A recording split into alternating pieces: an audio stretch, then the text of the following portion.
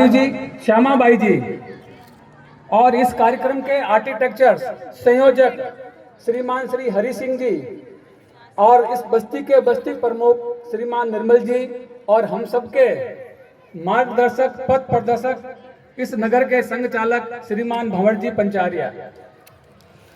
आज हम सब यहाँ पर एक विशेष आयोजन के रूप में एकत्रित आए हैं और वो आयोजन है हिंदू सम्मेलन। आप सब जो बंधु इधर घूम रहे हैं, आप कृपया बैठ जाएं, मैं ज्यादा समय नहीं लूंगा और मैं मेरी बात कुछ कहानियों के साथ मैं शुरू करूंगा। जो बालक भी खेल रहे हैं, विशेष करके उन बालकों के लिए कहानियां हैं। मैं मेरी बात को एक छोटी सी कहानी के साथ में मंच से परमिशन लेकर के शुरू करूंगा। बहुत पहले की बात, एक सन्यासी थे, संत थे, बहुत तपस्वी थे, गंगा किनारे वो निवास करते थे और वहां पर रोज सुबह सुबह प्रातः काल प्रार्थना करने के लिए गंगा नदी में स्नान करते और अपनी पूजा अर्चना करते थे। उनके बारे में वहां आसपास में एक आभा मंडल बना हुआ था कि संत बहुत तपस्वी है, ज्ञानी है और ईश्वर से इनका सीधा साक्षात्कार है और ये भगवान से सीधा बात करते हैं। ऐसा वहां आसपास के जनमानस के मन में ऐसा उनके प्रति भाव और प्रशिक्षण था और ऐसा एक मन में बना हुआ था। रोज वो संत से पूछते कि गुरुवर, वो मंत्र बता दो हमें जिससे आप ईश्वर से सीधी बातचीत करते हो, साक्षात करते हो।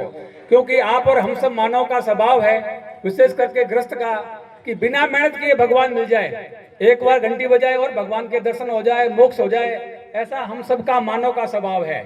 तो उस मानव स्वभाव के कारण हर व्यक्ति उस सन्यासी से पूछते कि गुरुजी, वो आप तो गूढ़ मंत्र बता दो जिससे आप भगवान से साक्षात कर रहे हो और भगवान से बातचीत करते हो और इस शरीर का मोक्ष हो जाए।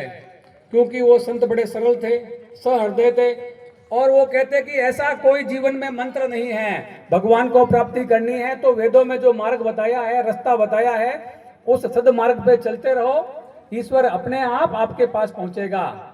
परंतु मानो तो मानो ही होता है। वो रोज गुरु जी को देखते कि आज नहीं तो कल ये क्या खास करते हैं।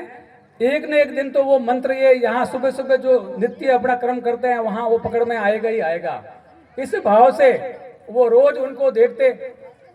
एक दिन सुबह सुबह गुरुजी रोज के नित्य कर्म के अनुसार स्नान करके अपना जो पूजा का सामान था, जो कमंडल था, छोटे मोटे और सामान थे, उन सब सामानों को लेकर करने शुरू हुए। तो गुरुजी को लघु शंका की अपेक्षा हुई कि लघु शंका करनी है। प्राचीन समय में ऐसे ये आधुनिक शौचालय तो बने हुए नहीं थे, तो नदी के उस तरफ जहाँ पानी का बहाव नदी में नहीं आता है, उस तरफ उन्होंने सोचा कि मैं जाकर के लघु शंका करके आ जाऊं और फिर मेरे नित्य पूजा कर्म करूं।